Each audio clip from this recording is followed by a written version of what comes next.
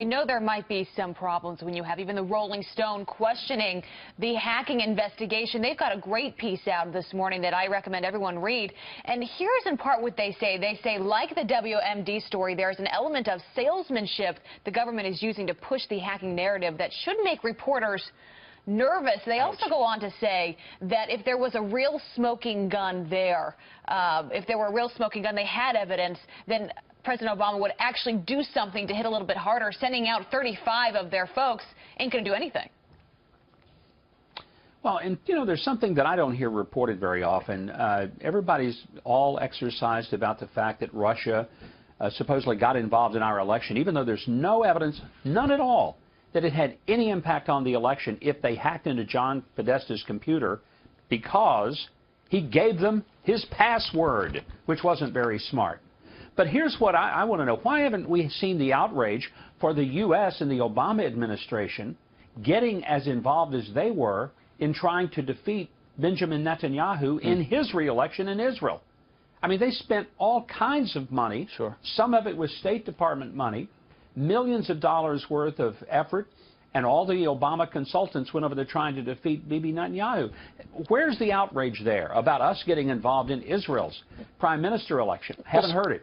Well, you're right. Speaking of outrage as well, the mainstream media, as they've covered this process, has called it election hacking. Yesterday, we had 3 full screens that came out, including from the failing New York Times, that said election hacking from the Russians. So they're conflating this without proof, and that's what this Rolling Stone article is saying, is where's the integrity of journalists who traditionally need to see the evidence before they tie these things together? Instead, they're just saying it's election hacking and taking it from the Obama administration.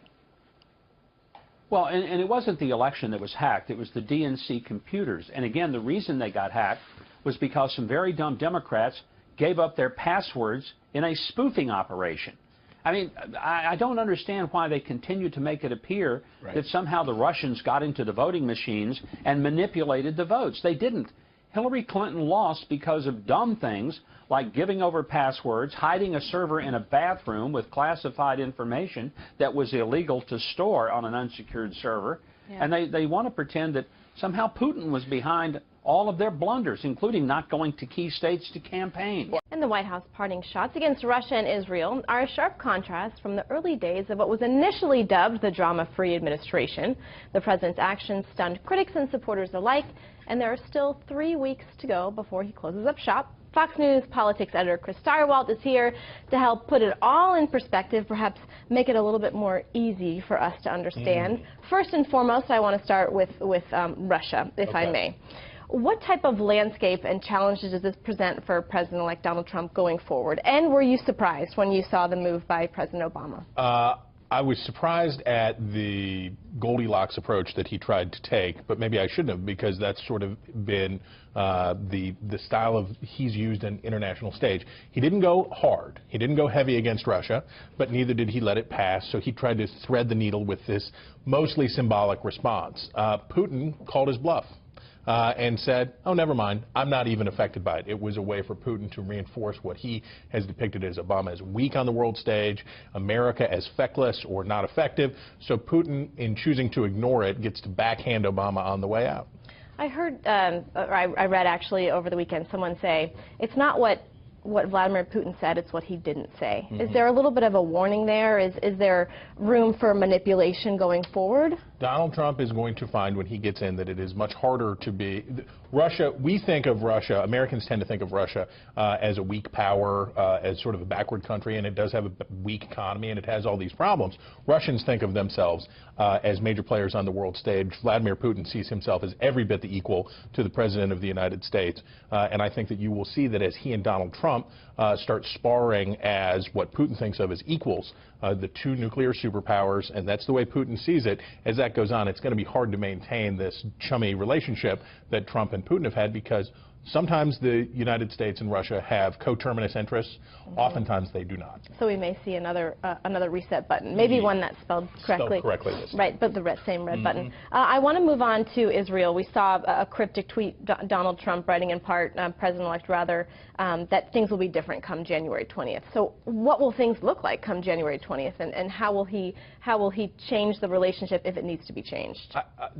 talking about the misunderstandings of Obama and domestic policy and foreign policy. Part of the reason that Donald Trump won the Republican nomination and won the presidency was because Barack Obama didn't understand really what American voters were saying and was not able to accommodate. He said, the economy is doing slightly better, things are getting better, you should be happy, why aren't you taking Hillary Clinton? He didn't understand the frustrations underneath. He has time and again misapprehended Israeli politics, which is this. He wanted Benjamin Netanyahu out. He wanted to defeat him. His allies, political allies, worked to try to defeat Netanyahu. That was obviously their hope. And at the end, to allow the UN resolution to go through, number one, and then number two, to allow his Secretary of State to stand on the world stage and really upbraid Netanyahu and Israel. For a long time. At length, at enormous length. Doing that, what does that do? That strengthens Netanyahu's hand. All of these things make Netanyahu and his Likud party stronger in Israel, not weaker. So Obama leaves the world stage with an empowered Netanyahu and conservatives empowered over there, and Donald Trump coming in with, if anything, almost a mandate to take Netanyahu's side and be more aggressive as it comes to settlements and all those other things. You've probably gotten this question a lot. Would we have seen that same UN resolution abstention if Hillary Clinton won the presidential? I bet not. I bet not. I think one of the things that Hillary Clinton failed to do, and it was a tough spot, was to articulate why her foreign policy was more hawkish. Barack Obama had a plan, and that was to increase the role of Iran, increase the role of Moscow in balancing out the Middle East, right? The U.S. had a foreign policy that was predicated on the Saudis in the Gulf states and the Israelis. And that's how we did the Middle East, certainly in the Bush era and prior to that. Obama wanted a rebalancing where Russia and Iran would step up and take on more of the role. Well, he got it, but I don't think people are very happy with it, and I don't think that he's happy with the way it turns out. Hillary Clinton could hardly come in, having served as his Secretary of State, though, and say, this guy was all wet, it didn't work. If she would have been able to, it's something voters probably would have liked. Okay, I want to bring it back home as we wrap up our conversation, and I want to play a soundbite for you because so much of President Obama's presidency was based on executive action and some not necessarily laws, but regulations with the stroke of a pen. So I want you to play a soundbite for you and then get your reaction. Take a listen. Whenever I can take steps without legislation to expand opportunity for more American families, I will. I've got a pen and I've got a phone. A pen to take executive action. Okay, so we talk about regulations, executive actions. President Obama signed 3,853 new rules and regulations, the highest one during 1 year. So during his 8-year tenure, it was this year, it was his highest number of regulations. According to a survey by the Competitive Enterprise Institute, that amounts to 18 rules and regulations for every law passed by Congress, taking up more than 97,000 pages to publish the fine print.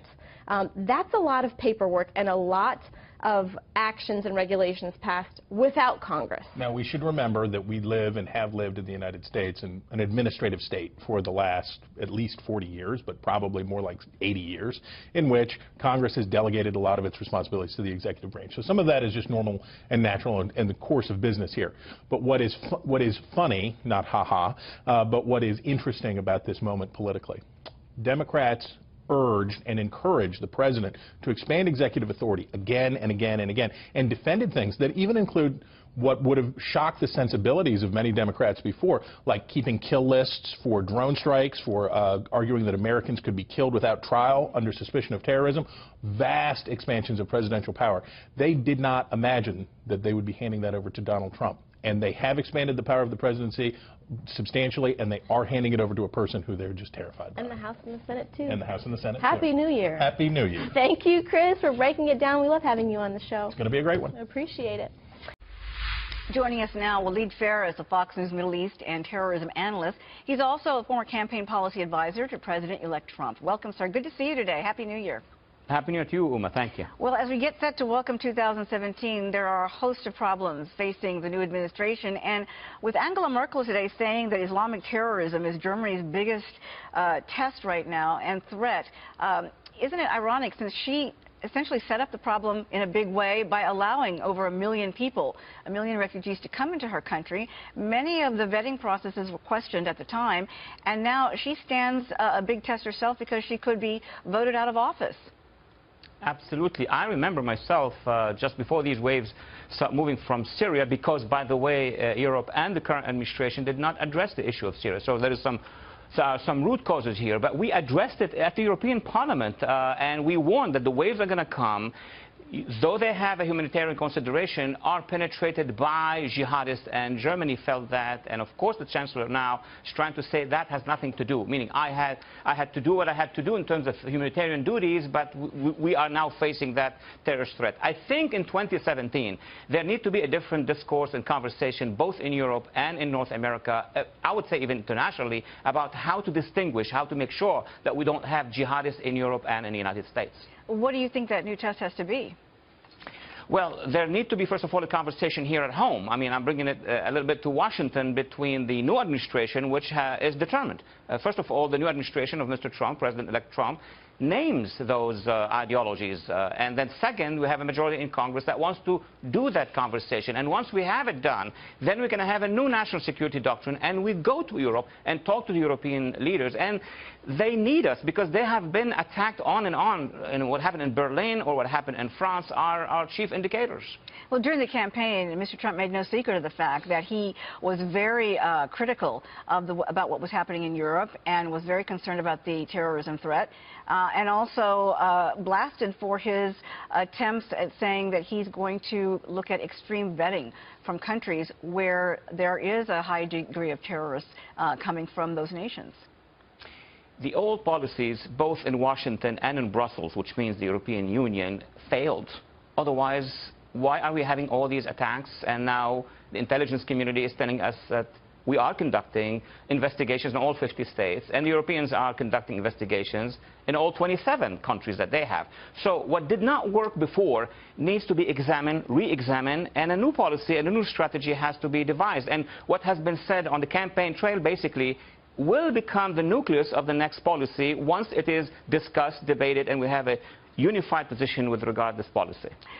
You know, looking at the larger picture over what's happened in the Middle East and Europe, a lot of critics have been saying that the Obama White House essentially looked the other way, did not back countries when they needed help, particularly in terms of what happened in Syria. What do you think what it's going to need to take to regain trust among nations around the world to look at the United States as a real leader and moving forward in a way that they feel that they can count on the U.S. to have their back? Well, Uma, in your own introduction, you actually answered and allowed me to develop further. We did policies. First of all, we abandoned allies, not just in terms of Israel, but Egypt and the Gulf and other places. And then the administration allied itself or partnered at some point with the wrong people, with the Muslim Brotherhood militias, with some of the jihadists. And then we signed this treaty with the Iranian regime that we call the nuclear agreement, abandoning the Iranian people and abandoning our civil society's friends in the region. So all of that has to be reviewed again, and then we have to move in a different direction, reinstalling a good alliance with our partners in the region on the one hand. On the other hand, we need to signal to our, to the factions in the Middle East that there is a different U.S. policy now, and we're not going to be basically withdrawing from the region. We're going to come back, but with alliances and coalitions. And really quickly, in the few seconds I have left, what's the legacy of the Obama White House from your perspective, the international legacy? It is going to be a long time before we determine that, but it is abandonment of our allies and changing the course of how the United States was perceived. The image of the United States is the biggest victim that I can see in the region and in the world. Well, Farah, it's good to see you. Thank you so much. Great insights. Thank you. Happy New Year.